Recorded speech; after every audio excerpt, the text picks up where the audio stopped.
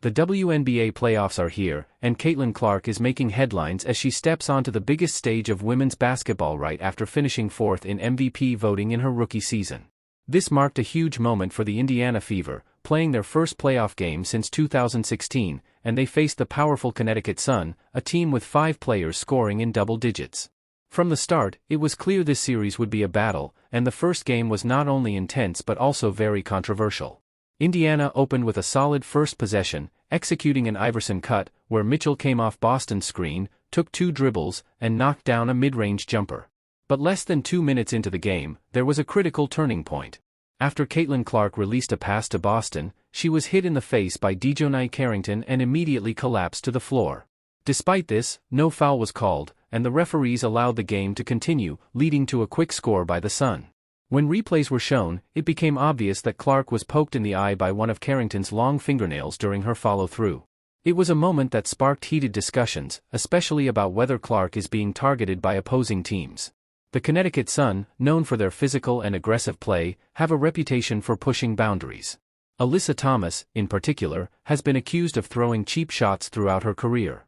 And this isn't the first time Carrington has tangled with Clark. She did something similar earlier in the season when the Fever played the Sun. This has led to comparisons to how Michael Jordan was once targeted under the notorious Jordan rules, a strategy used by teams to rough him up until the league stepped in to offer him more protection. Now, many are saying Clark is facing the same kind of treatment. According to reports, 177% of all flagrant fouls in the WNBA this season were called against players guarding Caitlin Clark, a statistic that doesn't seem coincidental. Despite the incident, Clark remained poised during the post-game interview. When asked if it affected her game, she downplayed the severity, stating, "I don't think it affected me, honestly. I felt like I got good shots, they just didn't go down." However, it's undeniable that eyesight plays a crucial role in shooting, especially for a player known for her range, and Clark was visibly in pain for much of the game. The true impact on her performance is hard to measure.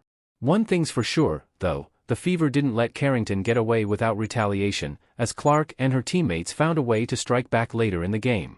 But this incident has raised a larger question about whether the WNBA will step in to protect one of its brightest young stars, or if Clark will continue to face this type of aggressive targeting throughout the playoffs. It's clear that until something changes, the physicality and fouls against Clark are likely to continue. In the comments below, the discussion highlights some poor defensive moments from the Indiana Fever. Was the lack of defense deliberate or accidental? It's hard to say, but the transition defense was clearly lacking, especially after Caitlin Clark was poked in the eye. Likely still recovering from the injury, Clark didn't track DeWanna Bonner running the floor. Lexi Hull stepped in to help, but Bonner reached her spot in the mid-range and hit the shot. Indiana responded, putting 2 points on the board as Aaliyah Boston used her strength to seal deep in the post against Bonner, positioning herself close to the hoop for an easy bucket. Bonner, however, answered right back. Lexi Hull gave her too much room in the corner, allowing her to sink her second three-pointer of the game, showing why she's top 5 all-time in WNBA playoff points. The Fever continued to run their offense through Aaliyah Boston. Kelsey Mitchell made a slick behind-the-back bounce pass to Boston, who hit her signature set shot from the elbow. Shortly after, in almost identical fashion, Mitchell floated the ball over a double team to Boston, who caught it and scored again from close range, bringing her total to 6 early points. Alyssa Thomas, often compared to Russell Westbrook for her ability to do everything on the court, then made a huge play in transition. She took the ball coast to coast, navigating around Lexi Hull with a Euro step before finishing at the rim for a layup. On the other end, Caitlin Clark found Nalissa Smith down low, but Smith was too strong on the layup. Instead of tracking Bonner in transition, Clark was caught ball watching, unsure of her defensive assignment. Carrington capitalized on this, sending a perfect pass over the defense to Bonner, who easily finished the play. Offensively, Clark began to settle in. Despite Bonner's tough defense, Clark managed to hold her off and kicked the ball to Mitchell in the corner, who sidestepped and nailed a crucial three-pointer to tie the game. This was exactly what the Fever needed at that moment. In transition, Clark showed some physicality, muscling past Marina Mabrey and quickly reversing a layup off the glass through contact, although no foul was called. These were Clark's first points of the game. On the defensive end, Indiana struggled to box out. Carrington missed a layup, but the rebound was tipped to Alyssa Thomas, who banked it in off the glass. On another possession, Thomas missed, but without proper boxing out, Olivia Nelson-Ododa grabbed the offensive rebound and scored. Indiana ended the quarter with a boost as Kelsey Mitchell executed a pick-and-pop with Diminished Dantas. Mitchell drew the defense towards the baseline, leaving Dantas wide open on the perimeter. Dantas hit the catch-and-shoot three-pointer to bring the Fever within 1 point. However, the Sun had the last word in the quarter. Poor defensive communication from Indiana allowed Alyssa Thomas to be left wide open at the foul line, and she floated the ball in to give the Sun a 23-20 lead heading into the break.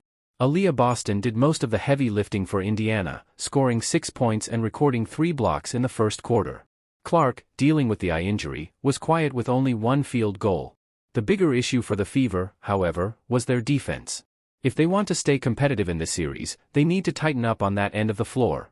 The Fever's defensive struggles continued as DeWanna Bonner easily drew 2 defenders, leaving Alyssa Thomas open at the elbow. Despite her unconventional shooting form, Thomas hit the shot. The Sun then ran a dribble handoff with Mabry and Thomas. Indiana, sticking to drop coverage, allowed Thomas to pop out to the foul line and score again with her signature one-handed push shot. Alyssa Thomas was already on triple-double watch early, racking up 7 points, 5 rebounds, and 4 assists. Indiana's sloppy defense persisted. Kelsey Mitchell, more focused on complaining to the officials than getting back in transition, allowed Bonner to exploit the defense and score easily. The Fever's lack of defensive adjustments and communication hurt them throughout the game, and if they want a chance in this series, they'll need to step up their intensity and execution on defense. One thing about Kelsey Mitchell is her ability to come through when the Fever's offense stagnates. In this instance, she gets a switch onto Alyssa Thomas and turns a tough situation into an easy basket. She pulls off a slick dribble move, a shimmy into a scoop layup, showing her creativity. Speaking of mismatches, Bree Jones took advantage of her size and strength against Lexi Hull. Boston rotated over to help, but Jones used her basketball IQ to draw in both defenders and dished it off to Thomas, who laid it in for 2 more points. This pushed Thomas up to 12 points at that point in the game. Indiana got a spark from one of their most reliable role players. Clark passed to Boston, who gave it up to Lexi Hull. A screen was set, and Hull came off it inside, dropping in a leaner from the top of the paint. Moments later, Hull was at it again, taking advantage of the Suns' overfocus on Caitlin Clark coming around a screen. While they were fixated on Clark, Diminished Dantas slipped to the basket for an easy score, pushing her up to 8 points on perfect shooting from the field. Indiana's offense wasn't coming easy. Mitchell, in a one-on-one situation with Carrington, found a way to blow by her on the baseline and scored a crafty layup over Jones, tying the game. Then, Indiana took the lead. Clark, in transition, slowed things down and waited for Boston to catch up. She fed the ball to Boston, who did the rest, putting Indiana up 36-34 in the playoff game. But the lead didn't last long, and things started to unravel quickly for Indiana. The Sun set a down screen for Carrington, and Kelsey Mitchell, instead of chasing over the screen, went under it, giving Carrington the opportunity to drive to the rim. Mabry found her for an easy layup. Indiana's defensive breakdowns kept coming. Both Katie Lou Samuelson and Dantas were focused on Bonner at the top of the key, leaving Bree Jones wide open for a quick basket inside. Then, Marina Mabry, in a one-on-one with Clark, easily exploited another defensive mistake. Clark gambled on the screen, leaning the wrong way, allowing Mabry to take a straight path to the hoop for a left-handed layup. The Sun were rolling now. Boston lost control of the ball for a turnover, and Carrington launched a perfect touchdown pass to Mabry, who calmly composed herself and scored. This capped a 9-0 run by the Sun. Indiana needed an answer, and Kelsey Mitchell delivered.